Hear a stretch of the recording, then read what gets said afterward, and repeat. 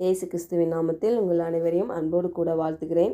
இன்றைக்கு நாம் தியானிக்க போகிற தலைப்பு, பரலோகம் ஏற்கனவே விரும்புவதை நடைமுறைப்படுத்துங்கள். வசனம் மத்தேயு 18:18. பூலோகத்திலே நீங்கள் எவைகளை கட்டுவீர்களோ அவைகள் பரலோகத்திலும் கட்டப்பட்டிருக்கும். பூலோகத்திலே நீங்கள் எவைகளை கட்டவிழ்ப்பீர்களோ அவைகள் பரலோகத்திலும் கட்டவிழ்க்கப்பட்டிருக்கும் என்று மெய்யாகவே உங்களுக்கு சொல்லுகிறேன். இந்த வசனம் எனக்கு ரொம்ப பிடிச்சமான வசனம். ஏன்னா இதை ப்ராக்டிஸ் பண்ணி நான் நிறையா என் லைஃப்பில் நான் பெற்றுக்கொண்டிருக்கிற நன்மைகளை. முதலாவது, பூமியில் நீங்கள் எதை கட்டினாலும். கட்டுதல் அப்படின்ற வார்த்தைக்கு அர்த்தம் பார்த்திங்கன்னா தடை செய்வது, விலக்குவது சொல்லலாம். ஆனால் இந்த இடத்துல தான் ரொம்ப முக்கியமான விஷயமே இருக்குது. இந்த கட்டுபவர் யாருன்னா நம்ம தான்.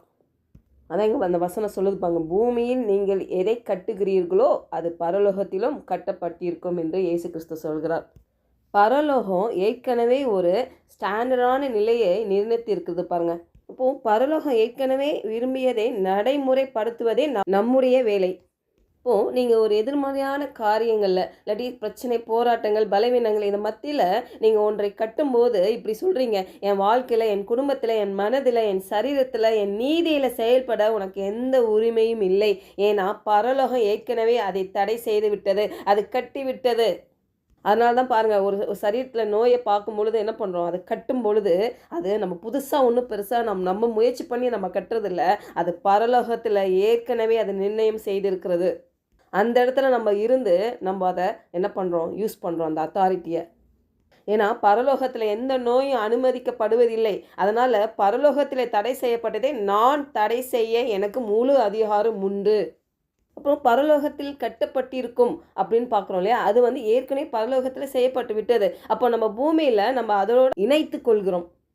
பாருங்கள், எனக்கு ஒரு பிடிச்ச ஒரு வரி பாருங்களேன். பரலோகம் தான் வரைபடம், ஒரு மேப்பு. பூமி தான் கட்டுமான தளம், கன்ஸ்ட்ரக்ஷன் பண்ணுற இடம். ஆனால் நம்ம தான் யாருன்னா கட்டுபவர் தான். நீங்களும் நானும் கட்டுபவர் என்று பார்க்குறோம். நம்ம அநேக வேளையில் கடவுளே அதிகாரத்தோடு நம்மளை எல்லாத்தையும் காப்பாற்றி விட்டுருவார் நம்ம நினைக்கிறோம். ஆனால் நம்மக்கிட்ட தான் அந்த அத்தாரிட்டியை தேவன் கொடுத்துருக்கார் என்று இன்றைக்கு தேவன் நம்மோடு இடைப்பட்டு கொண்டிருக்கிறார்.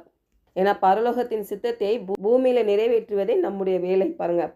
அப்போ பரலோகத்தில் சமாதானம், தெய்வீக சுகம், மறுசீரமைப்பு, மகிழ்ச்சி, இதெல்லாம் அது சட்டபூர்வமாக அறிவித்திருக்கும் பொழுது நானும் என்னுடைய வாழ்க்கையில் அதையெல்லாம் அவிழ்த்து விட எனக்கு அதிகாரம், பொறுப்பும் தேவன் கொடுத்திருக்கிறார்.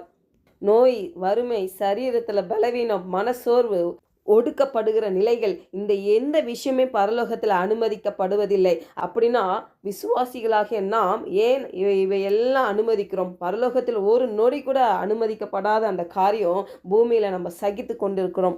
இயேசு நம்மை விடுவிக்க ஏற்கனவே விலை கொடுத்த விஷயங்களை நாம் ஏன் சகித்து கொள்கிறோம்? இயேசு கிறிஸ்து அழிக்க வந்ததை நாம் ஏன் ஏற்றுக்கொள்கிறோம்? பரலோகம் நிராகரிப்பதை நாம் ஏன் சகித்து கொள்கிறோம்? பாருங்க, நம்ம பார்த்து நாமே கேள்வி கேட்டுக்கலாம். பாருங்க, இயேசு கிறிஸ்து நமக்கு ஜெபிக்க கற்றுக் கொடுக்கிறார். மத்தேயு 6:10, உம்முடைய ராஜ்யம் வருவதாக, உம்முடைய சித்தம் பரமண்டலத்திலே செய்யப்படுகிறது போல பூமியிலையும் செய்யப்படுவதாக.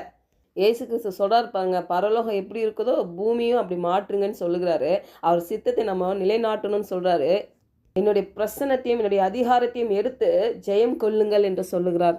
நம்மளுடைய பிரச்சனை, போராட்டம், பலவீனம், வியாதி, கடன் தொல்லை எதுவாக இருந்தாலும் சரி பாருங்கள், நம்ம அதை பார்த்து சோர்ந்து போய் என் வாழ்க்கையில் ஏன்னா அப்படி நடக்குது, மற்றவங்க வாழ்க்கையை கம்பேர் பண்ணி நம்மளே போட்டு கவலைப்பட்டு ஒடுக்கி, இது பிசாசுடைய வேலைகள்.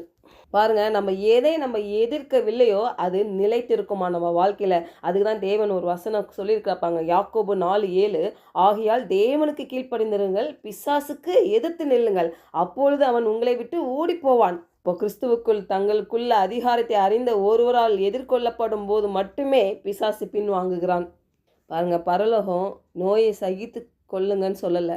அப்போ நம்ம சகித்து கொள்ள வேண்டாம். பரலோகம் நம்மளுடைய அழுத்தத்தையும் நம்ம ஒடுக்கி போன அந்த வாழ்க்கையும் அனுமதிக்கிறது இல்லை. ஆனால் நாமும் அதை அனுமதிக்க வேண்டாம். பரலோகம் மனசோர்வு, வேதனை, இல்லை குழப்பம், எதிர்மறையான காரியங்கள் எதுவுமே பாருங்கள், தேவனுடைய பிள்ளையாக நாம் அது அனுமதிக்கக்கூடாது. பூமியில் பரலோகத்தின் குடிமகனாக வாழ நாம் அழைக்கப்பட்டிருக்கிறோம். என்னுடைய வாழ்க்கையில் நிறைய சாட்சிகள் உண்டு. அதில் ஒன்று நான் சுருக்கமாக சொல்லுகிறேன். பாருங்கள், எனக்கு ப்ளோட்டிங் ப்ராப்ளம் இருக்கும். எனக்கு வயிறு வந்து ரொம்ப பெருசாக இருக்கும். பார்த்தீங்கன்னா என்னோடய கை கால் எல்லாம் ஒல்லியாக இருக்கும். நான் சின்ன வயசுலேருந்தே எனக்கு அந்த பிரச்சனை, வயிறு பெருசாக தெரியும். அதுக்கப்புறம் 2 குழந்தை பிறந்ததுக்கப்புறம் அது தொப்பை பெருசாகவே இருக்கும். அதனால் எனக்கு நிறைய ப்ளோட்டிங் இஷ்யூஸு, நிறைய எனக்கு பிரச்சனை இருக்கும் பாருங்களேன். ஆனாலும் நான் இதுக்கு எந்த மெடிடேஷனுமே எடுக்கலை. இந்த வசனத்தை சொல்லி நான் அந்த என்னுடைய வயிற்றை பார்த்து நான் பேச ஆரம்பித்தேன். அந்த இஷ்யூஸ் என்னை விட்டு நீங்கி போணுச்சு. அந்த ப்ளோட்டிங் இஷ்யூஸே மறைஞ்சு போச்சு. நான் என் பிள்ளைங்கள்ட்ட அடிக்கடி சொல்லுவேன், உங்கள் சரீரத்தில் ஏதாவது பிரச்சனையா நீங்கள் பேசுங்க. உங்கள் சரீரத்தை பார்த்து நீங்கள் பேசுங்க.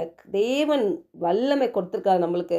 அதை யூஸ் பண்ணணும் பாருங்கள். எல்லாத்தையும் தேவன் மேலே போடாதீங்க. நீங்கள் அதை யூஸ் பண்ணுங்கள். அந்த அத்தாரிட்டி கையில் எடுங்க. என் மகன் ஹாஸ்டலில் இருக்கிறான். நான் அவன்கிட்ட அதை தான் சொல்லி கொடுப்பேன். அடிக்கடி அவன் விளாண்டு கால் வலி அது வலின்னு சொல்லிகிட்டே இருப்பான் பாருங்கள். நான் சொல்லுவேன், அதை பார்த்து பேசு. வல்லமை இருக்குது, நாவலில் வல்லமை இருக்குது, அதிகாரம் கொடுத்துருக்காரு. நீ பேசும்பொழுது அங்கே ஜீவன் உண்டாகிறது. உன்னுடைய சரீரத்தில் இருக்கிற எல்லா பலவீனங்கள் மாறத்தக்க அந்த வல்லமை தேவன் உனக்கு கொடுத்துருக்கிறார். அது மட்டும் இல்லை, என்னுடைய லைஃப்பில் நான் நிறைய தொலைச்சிருக்கேன் பாருங்கள். என்னோடய தங்க கம்மல், இப்போ கூட இந்த மெசேஜ் எடுக்கிறதுக்கு முன்னாடி கூட என்னோடய இயர் பட்டில் ஒரு பட்டு காணும். நானும் தேடிட்டு இருந்தேன். அப்போ நான் ஒரே பண்ணலை. சரி ஆண்டவரே, எனக்கு கண்டிப்பாக நீங்கள் காட்டிடுங்க என் கண்ணில். இந்த மெசேஜ் நான் ரெக்கார்ட் பண்ணதுக்கு முன்னாடி பார்க்குறேன், பெட்ஷீட் தாழ்றேன், அந்த இடத்துல இருந்துச்சு.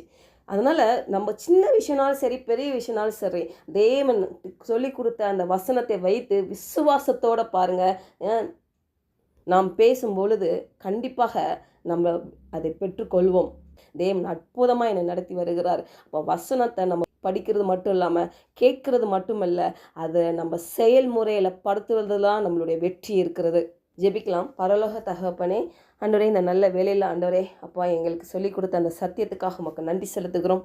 தேவன் எங்களுக்கு எதை கொடுக்க நீர் விரும்புகிறோ அதை நாங்கள் பெறுவதிலிருந்து எந்த பிசாசும் சரி, எந்த மனிதனும் அதை தடுக்க முடியாது என்று இந்த வசனத்தை, இந்த வாக்குத்தத்தத்தை பயன்படுத்தி எங்கள் வாழ்க்கையில் நாங்கள் முயற்சியை கைவிடாமல் இருக்க பரிசுத்த ஆவியானவர் எங்களுக்கு உதவி செய்ய முடியாது ஜெபிக்கிறோம் கர்த்தாவே.